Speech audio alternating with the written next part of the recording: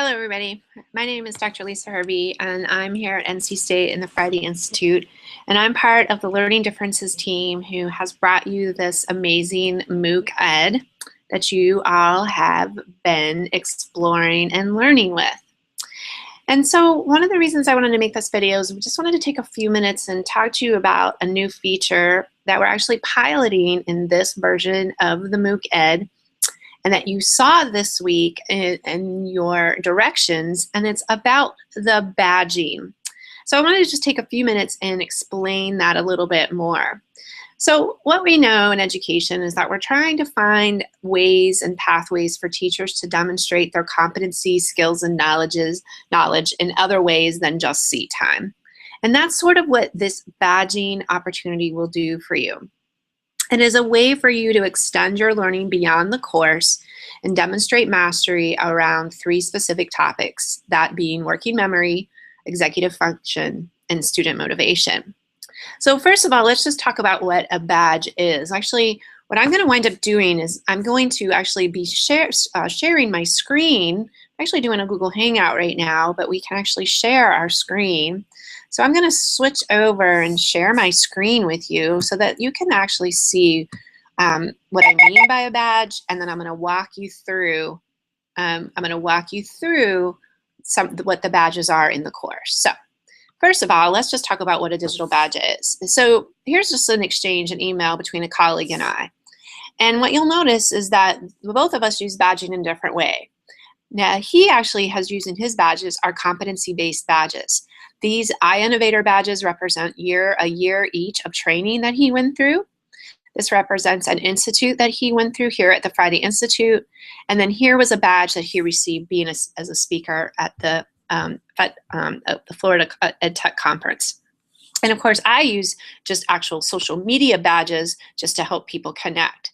But what we believe is that as we move forward, these badges actually become pieces of evidence that you can display in your email signature, on your website, use them as your icon, or even actually make them and put them in your resume or your curriculum vitae. And if you have an online curriculum vitae, these become very important. So again, they are just digital images that represent some sort of competency that is accredited, and that is exactly what we're piloting here with you in this course. So the first badge that you have the ability to earn is the Working Memory Badge.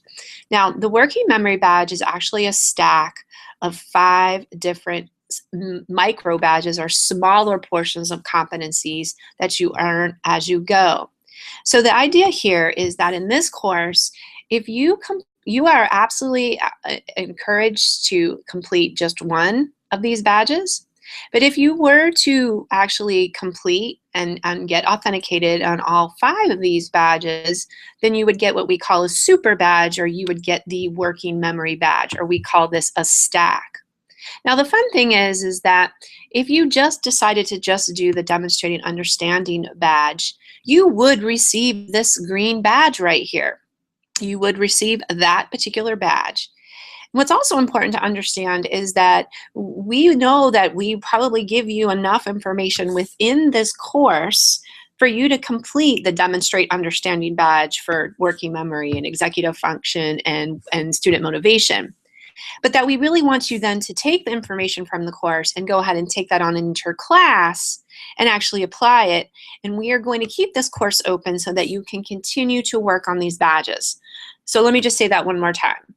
We don't actually expect that beyond the Demonstrate Your Understanding portion of each of the badges that you would complete during this course. But you have plenty of time beyond this course to come back and complete these badges once you have access to your students or back in your school.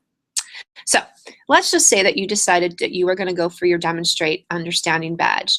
What you'd want to do is just basically have an understanding of what the purpose of this badge is, you know, what it is that you would be able to do.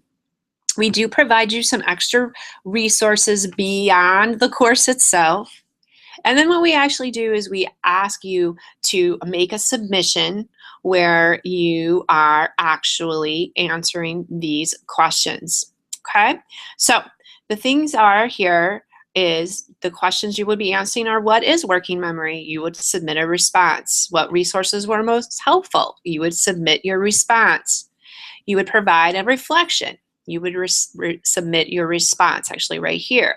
And then these are your rubrics that guide each of these.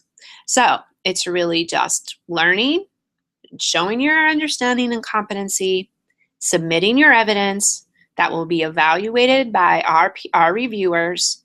And if you are found to have passed or get a yes in all portions of this particular badge, then you will then be emailed this badge, okay? And if you're in North Carolina, and you complete all of these badges, that's going to be actually worth an entire CEU. So you can earn up to 3 CEUs just through the badging.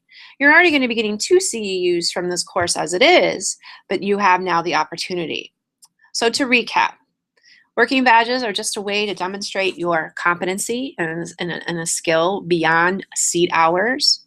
You can earn each of these individual badges on their own if you would like. But if you complete all of these badges, if you complete each one of these and you are approved on all of them, then you will receive a super badge for working memory. So in effect, you would receive 6 badges. So the other idea is, again, we want you to continue to take what you're learning in the course, and you'll notice that as you move across these badges, these become more and more application.